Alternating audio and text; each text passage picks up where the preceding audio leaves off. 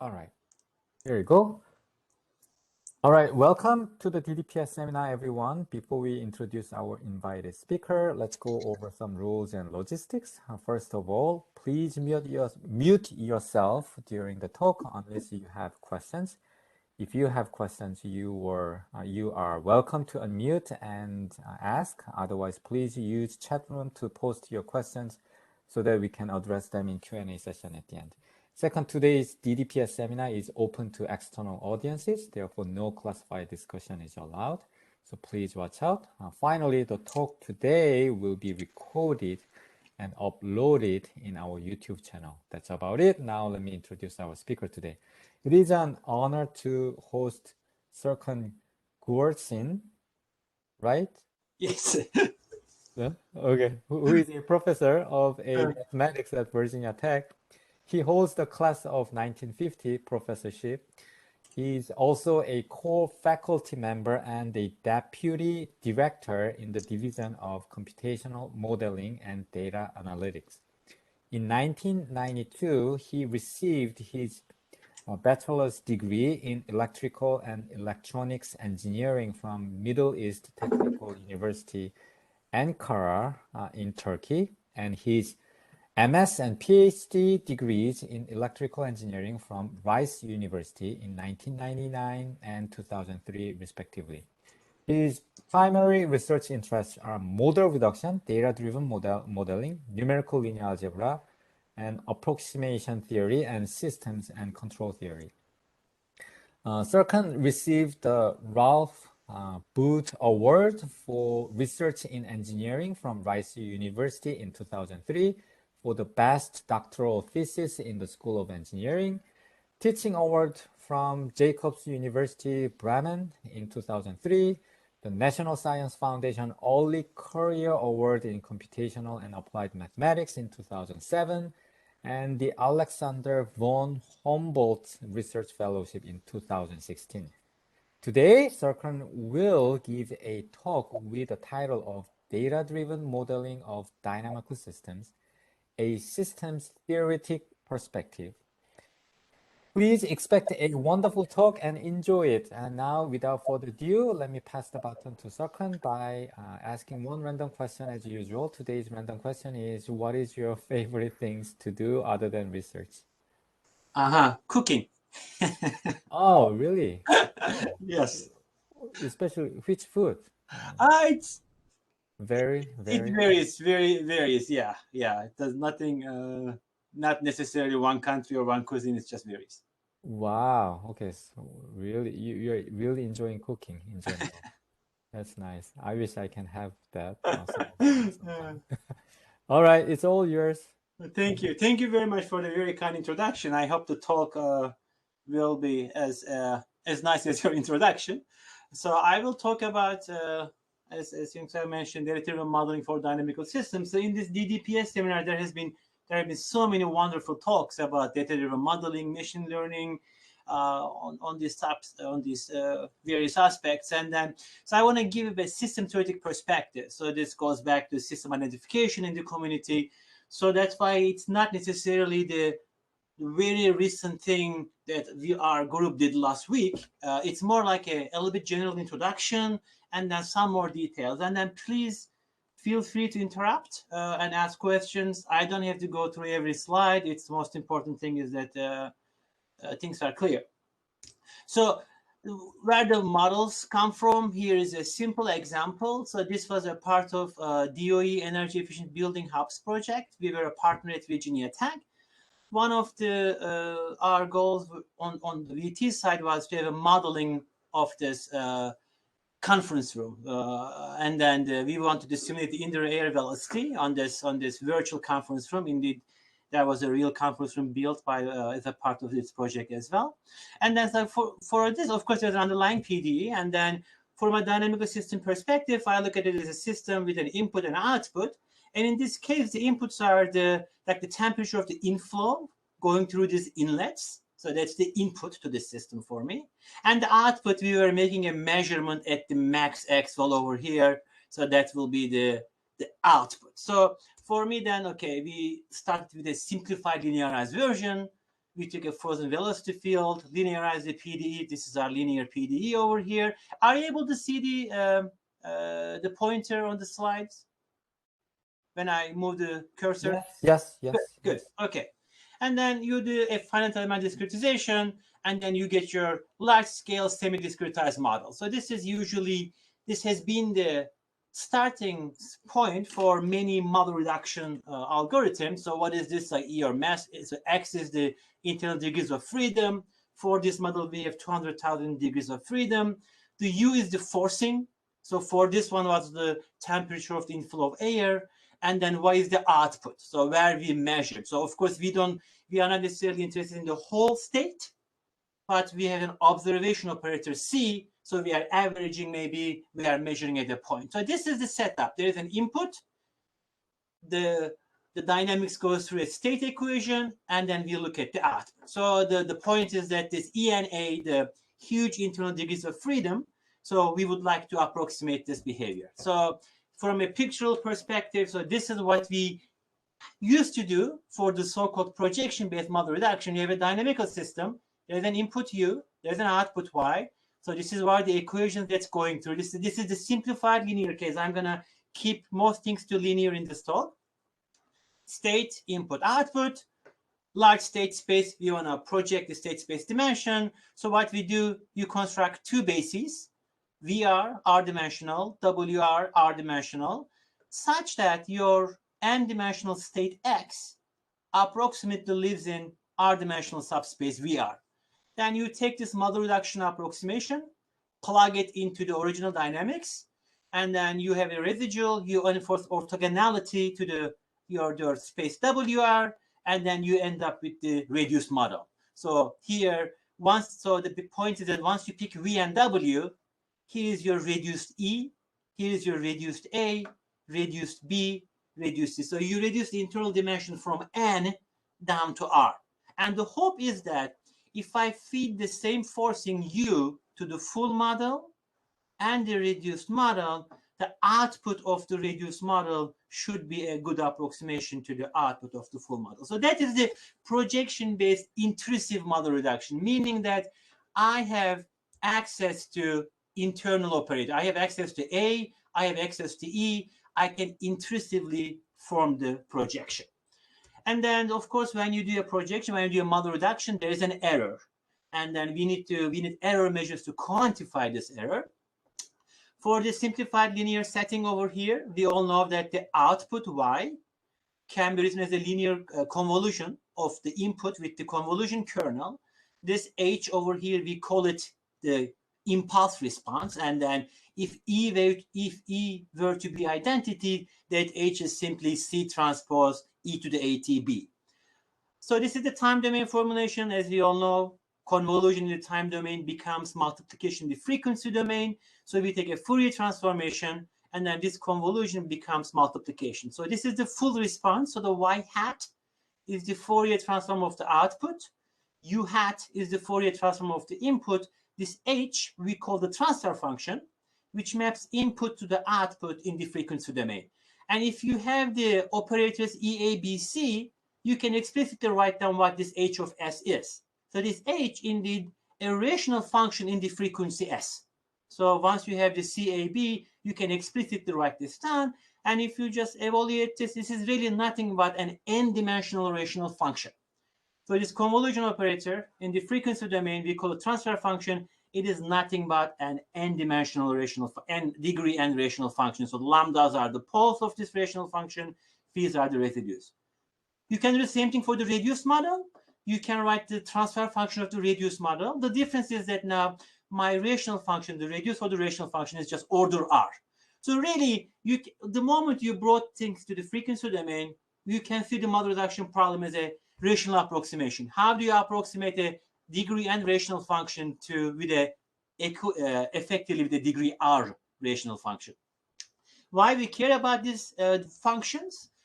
So because if I can bound the distance between these two rational functions, H and HR, I can really bound the distance between the true output Y and the reduced output YR. So this is, I can bound the L2 norm. or I can bound the L infinity distance between the true output and the reduced output. It's based on what norm do you measure to use to measure in the frequency domain. So there is one measure called H infinity norm, another measure called H2 norm. H2 norm is really nothing but you are looking at the least squares distance between these two rational functions on the imaginary axis. And the H infinity norm is you are looking at the maximum mismatch, the uniform norm between H and HR. So if I can get a good rational approximation, which minimizes this H2 distance or H infinity distance, then I can guarantee that my output for any choice of input will be a good approximation. Any questions so far?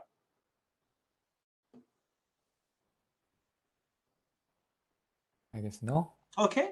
So, and then of course, I'm not going to go, but there are extensions of this to nonlinear problems, which is going to be beyond the scope because I really don't have time to do that. So, but of course, now the trend as everybody probably attending this seminar is aware that in most cases, we don't have access to this EABC. We have the input, forcing, we have the output, and then we would like to construct the reduced models directly from this data. And then that's what I'm going to focus on in this talk, that given the input-output data, how can I construct my reduced model directly without access to EABC? And then in this talk, the data is going to be either in the frequency samples and time domain samples that I'm going to be talking about. So pretty much, I will assume that I can either sample this impulse, this convolution kernel impulse response, or I can sample this rational function in the frequency domain, which I will tell you how I can indeed do this experimentally. So the outline of the talk, the part 0, we are going to say a couple more things about the projection framework. And then the part 1 is I'm going to do data-driven rational approximations using the frequency domain data. We are going to do interpolation and least squares, and then we are going to use those approximations in estimating dispersion curves in a structural dynamic setting. And in part 2, we are going to revisit a very famous projection-based technique in the model reduction community called BalanceTruncation.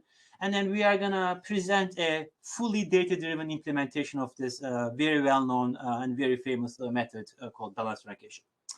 So part 0, the projection-based. So as I said that the VNW, let me just slowly go back. This projection framework, once I fix VNW, I got my reduced model.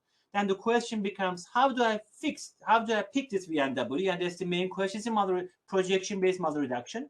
I'm going to focus on interpolation.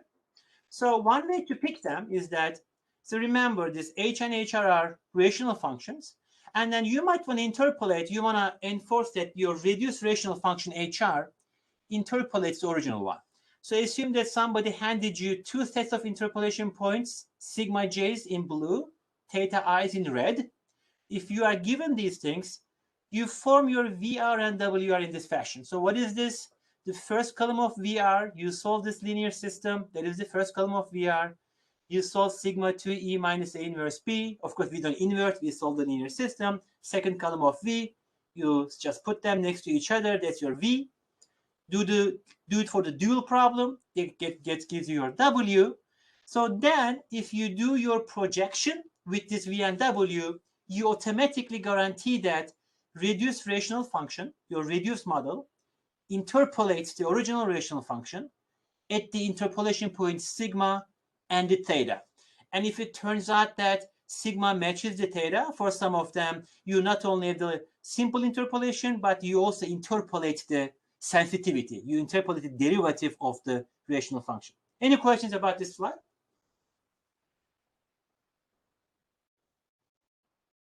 No, I guess. Okay. Yeah. So, and then this is, I'm going to go through where this is really not the main focus of this. So then one can ask how you choose those interpolation points. We have a way to choose them optimally. So we have an algorithm called iterative rational curve algorithm that iteratively corrects these interpolation points until you satisfy certain optimality conditions. So we can even choose this thing optimally. So that is the projection base. And then, so now we are going to move to how can we do this interpolation and then maybe optimal reduction using just the data. So if you take this V that I just told you before, and if you take this W that I told you before, so given the interpolation points, your V, your W, so here's the reduced E, reduced A, reduced B, reduced C. It is very indeed straightforward to show that the ith element of this reduced E can be written as a divided difference. So what is divided difference? You evaluate your transfer function at the sampling point theta I, evaluate at the sampling point sigma j, and then you look at this quotient, and that is the ith entry of that ER. So what is this saying? It is saying that if I can measure the underlying dynamics, if I can make a frequency measurement at a point theta and sigma, I can construct the E without doing explicit projection. I don't have to be intrusive. I can collect my data and I can fill in the A directly from the data. Same thing for the A matrix, same thing for the B matrix, same thing for the reduced C. So the main message here is that we can get an interpolatory reduced model directly from the samples, input-output samples, without having access to the ABC, without doing intrusive projection. That's what we call in the community as the learner-based data-driven modeling. Just collect your data, fill it in, and then you can combine this with the optimality conditions I have given before. So you can get an interpolatory model, you can check conditions, you can correct your interpolation points, and then you can do optimal interpolatory reduced models from data. And then that is the model, that's the TF-ERCA framework that we have developed, that we can come up with optimal approximates just using the data. This requires the evaluating H over and over again. So you do one step of interpolation, you measure, you look at your reduced model, you correct your interpolation point, you resample, you correct your interpolation points. It's like an active learning. So this gives you the optimality, but it is not maybe something you have in experimental setting, because you have to resample over and over and over again. So this is what optimality requires. Really, if you want to do optimal model reduction, that requires resampling over and over again. So now we are going to move from this a little bit. What if somebody gives us the data? If the samples are fixed, what can we do with that? And then for that one, I'm going to tell you a little bit where do my measurements come from. So there's a building at Virginia Tech called Goodwin Hall. This is a very highly there are a lot of sensors on this building. So this on the top left corner is one of these 3D sensors. It does vibration measurements. So we collect vibration data 24/7 in this building, and then that has led to several interesting research opportunities for us on campus, because it's a building that is active. How does the noise impact the certain things? So we were very lucky to have this access to such a building on campus, and then we had started doing some experiments. So this is my collaboration with my ME colleagues at Virginia Tech. So on this building, so there are the sensors at every floor. So it's one of the floors, I forget which one was this, that there's a impact. So there's we just kind of hit the one of the corridors with a hammer, and then there are these 5 sensors, and then we follow how this wave packages propagate through this sensor. We measure them, and then this is the frequency content as they reach the sensor 1, sensor 2, sensor 3, and then you start seeing this dispersion affected because the wave packages at different frequencies move at a different velocity. So you end up seeing this impact of dispersion, this group velocity versus frequency. You see this kind of behavior. So then we said, okay, can we indeed model this behavior by doing measurement from this building? So that is what's led to our data-driven dispersion curve estimates. So of course, we didn't start with the building. We said, let's start with a simple beam. So in the lab here, in the lab of Professor Pablo Tarrazaga, here's an aluminum beam. And then at a point on this beam, we feed some kind of forcing, the voltage through this Polytech controller. And then there is a piezo material over here, and then this vibrates the beam. There are different configurations of how we connect this thing. And then there's a 3D scanning laser Doppler vibrometer that measures the vibrations of this beam based on the input. And then here is really the true picture. So here is the experimental setup here. You can try to do different boundary conditions based on how you connect this. And then here is the machine that does this very accurate scanning, vibrating measurements. And then what you're observing here, just forget about the red here. The blue is literally the samples of the transfer function at various frequencies. So these transfer functions that I was talking about before, these are not just some abstract quantities. These are some things we are able to measure in a laboratory environment. So this is really, we have experimental data to do this data-driven modeling. So here in this case, what we have here is that we have an experimental measurement on this beam. We are measuring at 18th location. So our input is voltage to this piezo material, and then our output is we are measuring velocity at 18 locations. So our transfer function is not scalar, it is 18 by 1. So in this case, we were able to obtain 200,000 samples in the frequency range of 0 to 50K. So we have 200,000 of 18 by vectors. So now, of course, these are a lot of samples, and then you don't want to interpolate 200,000 samples. These samples are noisy. So what you want to do, you want to do kind of a least squares fit. So given the samples from this beam, how can I construct my reduced model? Is the problem setting clear?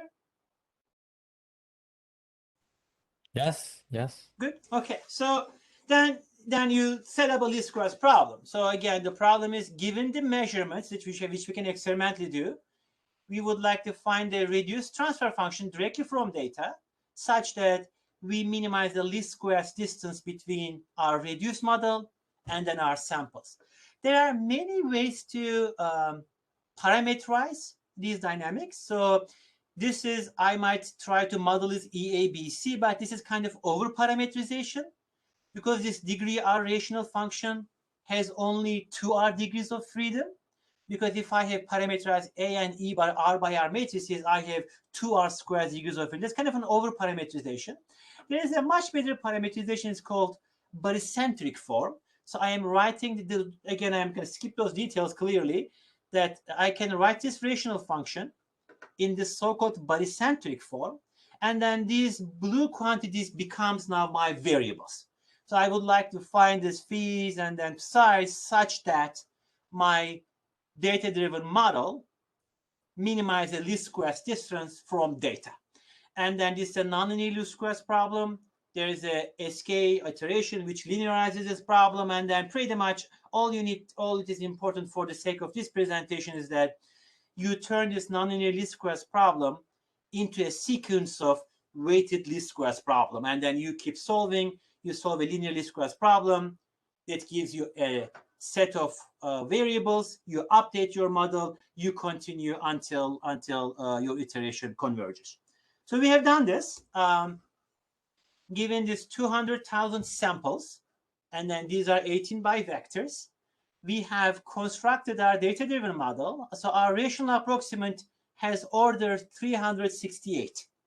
So we have a dynamical system, reduced dynamical system from data of dimension 368, and it is single input, and then it has 18 measurement points, and it's a very good fit indeed. So we have an overall least squares error in the order of 10 to the minus 8. We are very happy with this fit.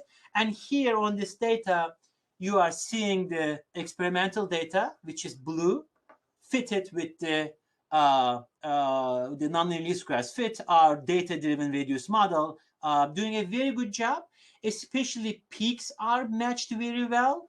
And then, of course, the more issue, I mean, this is always interesting problem, how to choose the weight in this least squares problem. Do you want to match the peaks or the valleys? So in this case, there are, of course, the noise is impacting the valleys more. So there are like more error in the valleys, but the peaks are really where the resonance are happening. Those are very accurately matched. Okay. So we are very happy with this, but then our goal is to use this for a dispersion curve estimate. So then what we do, once we have our now, so we have a now data-driven model for the beam. And then what you do, you start feeding these sine bursts into this beam. But now you do this part not experimentally anymore in your simulation because you have the model. Then you follow how these packages move through this your data-driven beam, and then you do the least squares fit. Then you match the you get the dispersion curve, and then this is our result. So this is underlying beam is a Timoshenko beam. Oh, sorry, is a Timoshenko beam. So the blue is the analytical solution that one would expect for this beam, and then the red curve is our data-driven estimate to the dispersion curve, which is pretty accurate. So the pinkish area is our 95% confidence interval. We are very confident up to the 30,000 hertz or 40,000 hertz or something. And then the reason is that uncertainty creeps in here is because of our sampling frequency. So at the edges, we have more uncertainty, but we are very accurate in the range of interest. And then this is what people used to do. They used to do this feeding the wave packages experimentally in the lab. I mean, it is kind of okay too, but it's a much more choppier representation with bigger error. And indeed, the data-driven construction is better from an accuracy, but also robust and cheaper compared to the transient approach. So we were very happy with this. And then, of course, we are trying to now extend this to even more complicated setting. So for part one, and then here's one other example of the least squares fitting. We have a data from the power system, from Brazilian internal power system. So we did a formulation of the vector fitting using some quadrature. Again, here you have the data and then the fit, forget about the left figure, data and the fit on top of each other. So really, we can do a good fit of these models once we have this experimental measurements of the underlying transfer function, which we can do. So the part one is pretty much that we can do data-driven rational approximations. We can do optimal ones, which might require resampling, kind of active learning. If you are given a huge chunk of data points, a good framework is the rational least squares fit from data. And then we talked about an application of structural mechanics and dispersion curve estimate. So these papers have appeared. You can check it out here. And then currently, we are looking at extending these things to very different settings. So in this one work, we did not enforce any structure. We said that the reduced model is just a rational function. But in certain settings, you might want to enforce structure on your dynamical system. So we are doing learning structure dynamics from data. We have extensions to nonlinear dynamics, and then we are using them for damping optimization and structural design. And I'm going to stop here before I move to part two, if there are any questions. Yeah, Serkan, I have a question. Yes. So the underlying physics does not have to be linear. Absolutely. Young-san, very good question. So I am just modeling as this, okay? So then you can assume that, look, I don't know whether it's linear or not. I am modeling some transfer functions. Maybe they are not accurate transfer functions, but I'm going to model the linear model. That will be okay. What we are looking at right now is that if we know a nonlinearity, if we know some underlying structure, we can extend these ideas to certain nonlinearities. For example, maybe there's a nonlinearity in the output. Maybe output is a quadratic output, which we have already resolved. There are some bilinear dynamical systems, quadratic dynamical systems, which we can extend the idea of a transfer function. So that's the part I was referring to. We can really define transfer functions for certain nonlinearities. So there is really a lot of leeway to do these things for at least some important class of nonlinear systems. Yeah. I think in that sense, it's very powerful what you're demonstrating right now. Yeah. Other questions on this part? Right. Other questions? No, then we can move on. Okay. So now the second part is going to be talking about this very one of the gold standards in model reduction called BalanceTruncation, and then which has been traditionally projection-based, and we are going to try to see how we can put it in this framework. And then before I go there, I apologize for circling through these slides and then giving people headaches with this. I want to remind you these matrices here. So if I have the sample for the transfer function, there was this divided difference matrix, which gave us ER. And then indeed we call this a learner matrix in the community. And then here is what we call shifted learner matrix, which is very similar to this one, but now we weigh the measurements with the corresponding frequency. So this framework led to interpolation. These matrices will come up in the next part too in a different setting. It will show up in this balance truncation. So that is, just keep in mind that those matrices are going to somehow magically show up again. Okay, let me move. So the balance truncation. So starting with a linear dynamical system, again, I am talking about linear dynamical systems, but the balance truncation has been recently extended by, it is extended to many important cases of nonlinear dynamical systems. So there is a lot of potential to extend this discussion to nonlinear case, which we are already doing indeed. So for this linear dynamical system, there are two fundamental quantities in the system theory community. One is called the reachability Grammy in P, and the other one is the observability Grammy. So the reachability Grammy in P, if you are giving this dynamical system, in frequency domain, this is the definition of the reachability Grammy. And then you take this infinite integral. There's a much indeed better ways to introduce this thing, but for the sake of this talk, let's take this frequency definition. So what this P does, that it provides a measure of how easily a state can be accessed from the zero state. So your system at the zero state, you are starting with a zero initial condition. You want to go to somewhere else in your state space by choosing a forcing input U. How much energy do you need to go there? That P tells you, this Grammy tells you exactly that information. So by looking at the eigenvalues and eigenvectors of P, you can precisely determine what part of the state space is hard to reach, what part of it is hard to observe. Can I go here easily? Can I go here very hard? So that's information in P. And then there's a dual object called observability Grammy. Again, it is given by a similar integral like here, and then that tells you which state contributes to output the most. This is the most easy way to think about this. So again, the same thing about these dynamical systems, that we have an input and output. The P is giving information from input to the state, and then Q is giving information from state to the output. And we want to combine them because we want to go from input to the output. So I have the frequency description of the P and Q here, but really in most cases that they come from solving this Lyapunov equation. So you solve this generalized Lyapunov equations to compute P and Q. So what does balance truncation do is that, again, I'm sorry, I should mention this as well. We can also Parseval's identity. These frequency domain integrals can be also written in the time domain. So I can go, you do the integration in the time domain as well.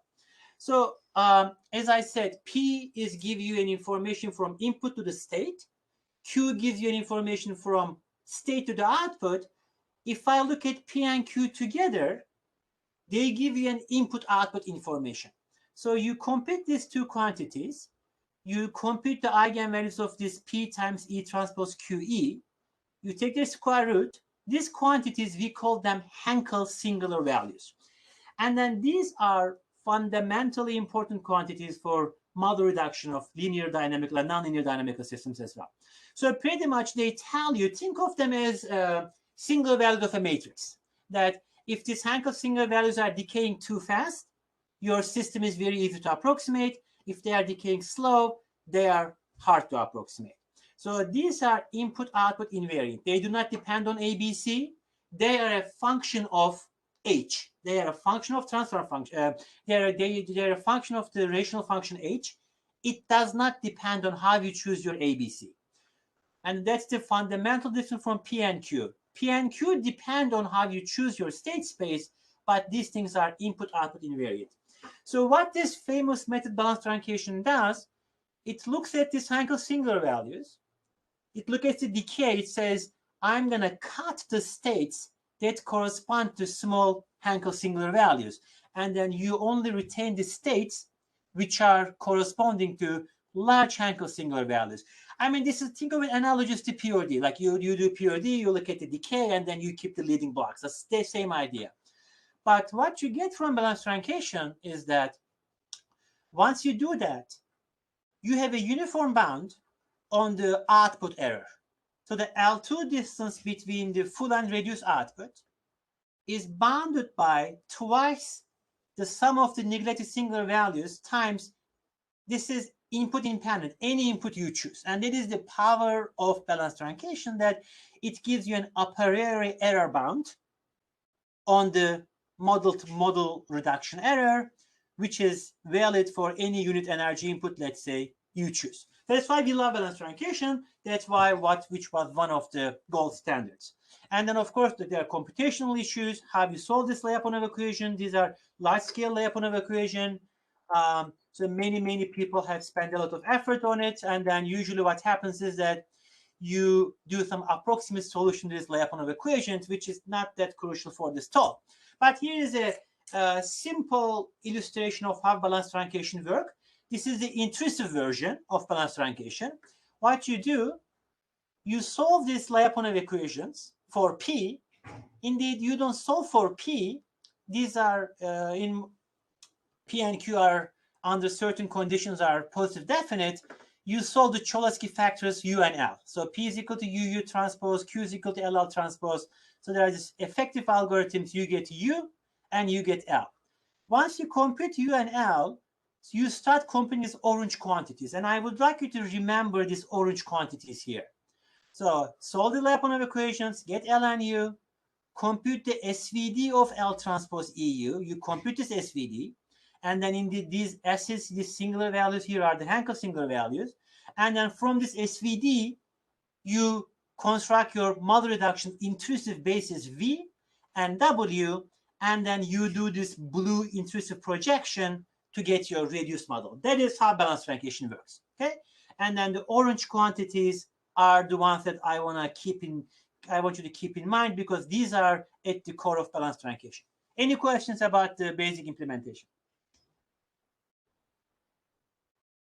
Sounds clear to me. Okay. So again, as I said, usually we solve this Lyapunov equation approximately. You get approximate Cholesky factors, and you go with approximate Cholesky factors. So what we are going to do, we are going to see if we can do this from data. So there has been a very famous method, balanced Ph.D. From 2002 by Wilcox and co-authors, and then it used the method of snapshots to get an approximation to Grammy. So it was then extended to some other settings using by Rowley. But again, even this data-driven version works with U and L. Okay, so what you want to do here, I don't want to get P, I don't want to get Q, I don't want to get U. I want to only work transfer function measurements. Can I mimic balanced truncation without doing intrusive computations?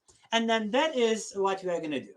So let's recall our Grammy in P. So this is given by this infinite integral in the frequency domain.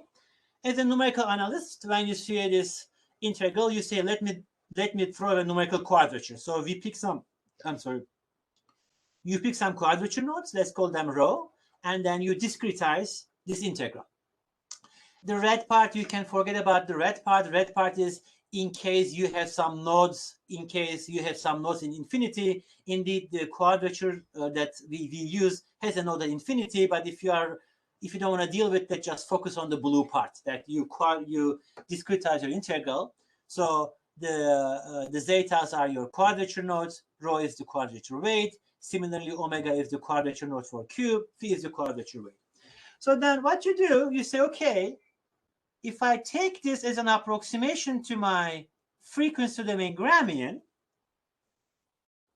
and I can get a low rank factor, so pretty much this sum and this sum, I can construct this matrix U, then this P tilde can be written as a u tilde transpose. So this u tilde becomes an approximate Cholesky factor or approximate factor to gram in P.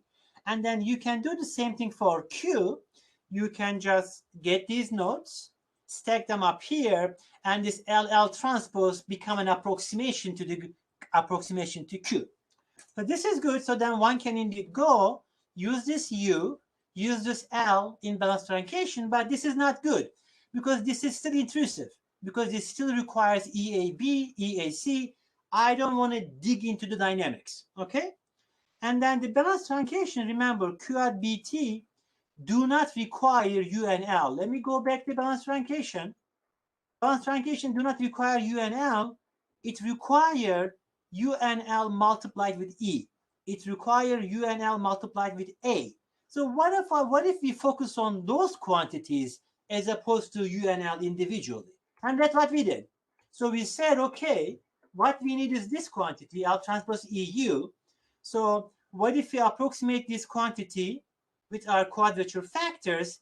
You multiply this out, you can see that this L transpose EU that balanced truncation uses can be directly constructed from transfer function measurements. So there is no EABC here. Here, make your measurements at the frequency nodes omega 1 and psi I, form your this divided difference matrix again, scale them. That is what balanced truncation needs. And this makes perfect sense. Balanced truncation is an input-output method.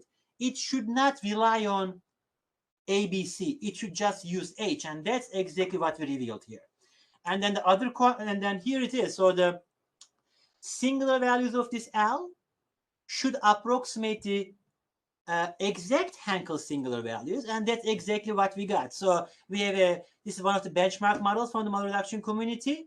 So these black circles are exact Hankel singular values. So we have explicitly computed P, explicitly computed Q, and computed them. And then here the red stars are our data-driven, just sampling-based approximation, and then we nail the Hankel singular values. And then we said, can we obtain the other quantities from balanced truncation from data? And the answer is yes. This L transpose AU can be directly written down from the frequency domain samples. Similarly, L transpose B, L transpose C. So we can indeed write everything that balanced truncation needs from data. Of course, this is approximation. This is not exact balanced truncation. This is a data-driven approximation. And then this becomes the algorithm. Given a dynamical system, you don't need ABC. You have pick some sampling nodes and then sampling weights and evaluate, do the measurements, like experimentally I showed at the beginning, do your measurements, construct these data matrices, these learner-like matrices. So everything is from data. Compute an SVD. So if this L is too big, if you have a huge amount of data, you can do randomized SVD, however you want to go. And then once you have this, you don't do projection. You write everything directly from data. And this is what we call quadrature-based balanced truncation. Any questions?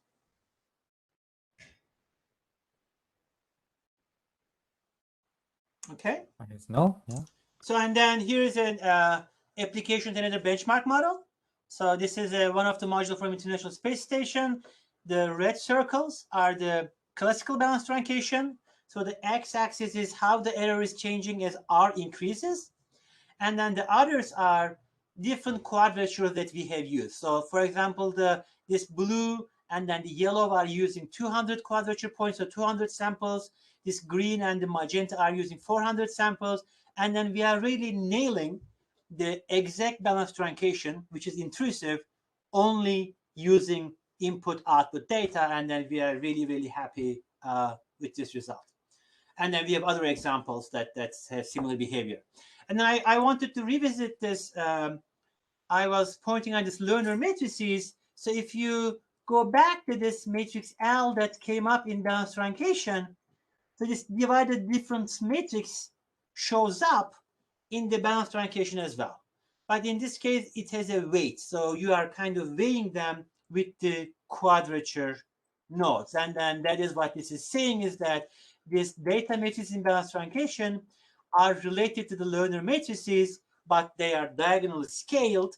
I'm going to skip the details of this plot. This plot is showing that this diagonal scaling makes a huge difference, that if you use this quadrature-based BT, that does a much better approximation than just using the classical learner-based approximations. Any questions?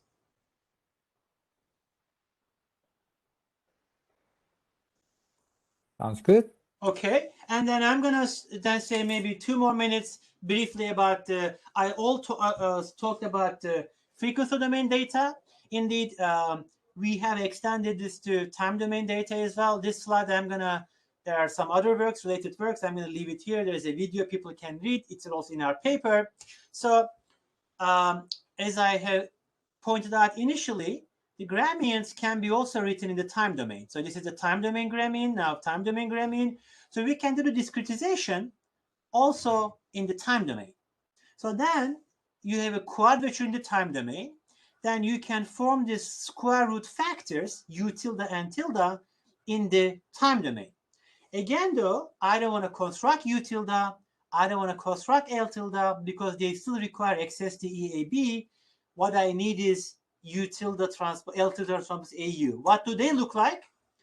Then when you look at the time domain formulation, in this case, it turns out that it's beautiful. There's a lot of connection to classical identification here, that in this case, this data matrices that BalanceTruncation needs in the time domain, you need now sampling of the so-called impulse response in the time domain. So now you need time domain samples and the derivatives. So you fill in your matrices using the time domain data.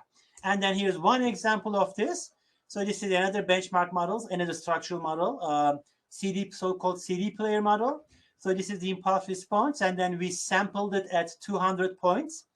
And then we reduced it order 6 using the quadrature-based data, again, only using these samples over here. And then, so here the blue is the original impulse response, original model, and then the magenta on top of it, you can hardly see the difference. There is the data-driven, time domain data-driven balance truncation, which nails the behavior of the original system. So what we did here is that, this is the archive version. The paper is going to appear, as expected to appear in CISC, is that a data-driven formulation for balance truncation. And then really balance truncation has been a golden standard, which has been mostly intrusive. And then we are very happy that we were able to have an input-output based both frequency and time domain extension. So in the papers, we have more detail, continuous time, discrete time. And then one thing I have mentioned, why balance truncation is so popular, it is an error bound. What we are looking at right now, what happens to that error bound when you have a data-driven version of balance truncation? And then this is also related to maybe the question of Yang from earlier nonlinear systems. Right now, we are extending this to at least to this famous bilinear and quadratic nonlinear system. There's a joint work with, again, Victor Gosha, Chris Beatty, and Igor Pontestav from Magdeburg. And then balance truncation, what I showed here is balance truncation. This is known as Lyapunov balancing, which is for like an open loop model reduction. There are many versions of balance truncation for control for other purposes. So that will be interesting to indeed look at what happens to balance truncation. Can you do those type of balancing also from data? I have part 3, which is using DMD based, but I'm going to stop here. It has been 50 minutes, and thank you for your attention. Thank you. Thank you so much for the great talk, Serkan. It was very, very nice. Thank you. I learned a lot, and I do think that we can use some of these techniques Glad to hear that. To our research. But let's open to the audiences, and if anyone has any questions, please don't be shy and unmute yourself and ask questions, or you can put that in the chat room. Okay, let me ask. Okay, David Chambers, he asked, how sensitive is the data-driven approach to noise? This is a really, really, really great question. there has been a work last year from Stefan Gütel and Igor Victor Gosha. They compared the learner framework, least squares framework, and other framework in the noisy data setting. As expected, the least squares formulation has been more robust as expected. And then in that least squares problem, I have showed this least squares problem. What we did in the structural dynamics example, we chose certain weightings to handle the noise, but there are a lot of place for improvement for example, regularization, what kind of you want to force on your dynamical system. So that is going to be an interesting avenue to investigate. And then there has been also another work recently by Benjamin Peresoffer, Zlatka Duramac. They look at this learner matrices, related work by Embry and others. What happens in this learner matrix if the data is noisy? So there are some work on it, but there is really a lot also to investigate. I hope that has answered your question. That sounds good to me. I think, okay, great. Dave said, thank you. All right. You know that you are working on the error bounds on the data-driven, Yes, the balanced truncation methods. What would be on the right-hand side? You know, the upper bounds. okay. For the So data. are you able to see the slide still? Mm-hmm. Okay. Okay. So now what we have in the paper, we already have some results that should help us. So what we have right now is that even though we are not computing P and Q exactly, we have some estimates about how this quadrature approximation P tilde, if we were to compute this, how far this P tilde is away from P a little bit. Okay? So, and then we have a similar distance from Q, and then we are hoping that that will play a role to get a, so, I mean, the way that I would like to solve this problem, kind of like a backward error formulation. Can we represent our data-driven quad BT as an exact BT of a nearby dynamical system? So that's what I want to get to. That is my vision for this. I don't know when I get that, but so it's like more like a backward error framework than forward error framework. Is that answering your question? Yeah. I was just curious. Okay. Another question from me is for the problems where the Hinkle's the singular value decay very slowly. How would you address that? Okay. In what setting? I guess I would like. I mean, for certain data, it may give you the Hinkle singular value decaying very slowly, Okay. like the advection dominated problems. Yes. So very good. Okay. So the way I present the balanced truncation, and is as you've pointed out, this definitely, if the Hinkle single values are decaying very slowly, it is saying that this system is very hard to approximate. Right. That's what it is. So that this, because everything, so let me go back to maybe, let me just, as opposed to cycling, let me go to slide number 2. There is this approximation, right? That like the full state is living approximately in the r-dimensional subspace. Yeah. If that is not valid, so this is saying that this linear assumption, like the Kolmogorov width, is causing trouble. Right. So there have been several works now, indeed, making this thing like a nonlinear. Okay, so that will be, I don't have a data-driven formulation for that, but from a projection perspective, there have been works by Kevin Karlberg, Benjamin Peresoffer, Unger, and Schulze in Germany, so that to look at not necessarily just a linear space, but move beyond that to go over the Kolmogorov bandwidth barrier to do that. Indeed, this Hankel, we have a paper showing that indeed these Hankel singular values are literally the Kolmogorov bandwidth for this dynamical system under certain choice of input and output spaces. Right. Okay. I mean, we have our own work on nonlinear manifold reviews. Some of the yes, exactly. So I was mainly referring to the dynamical system work, but of course, absolutely. So that similar things will be required here. But what does it mean from a data perspective? I think it will mean maybe I should not choose. Maybe we should not choose. Let me move forward. This.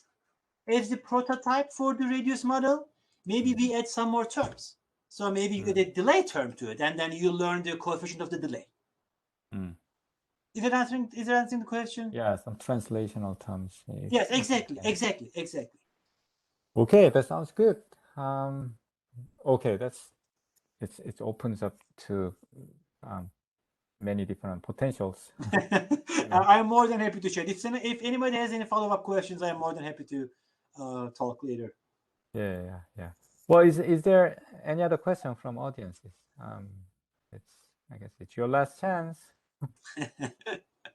Of course, you can email Serkan directly, Yes, and 100%. he will be happy to answer. Well, if not, let's thank our speaker, Professor Gugercin, or in Turkish, Gugercin. Yes. Thank you so much for the wonderful talk. Thank you so much. I really enjoyed it, and I hope through this seminar you will not only get contacted by me, but also contacted by other audiences, and some the collaboration will happen. That would be very ideal. And all right, thank you so much. Thank you so much for the invitation. I really appreciate it. Yeah, thank you so much for the great work. Yeah, great talk. Bye-bye. All right, let me push the end button on the recording.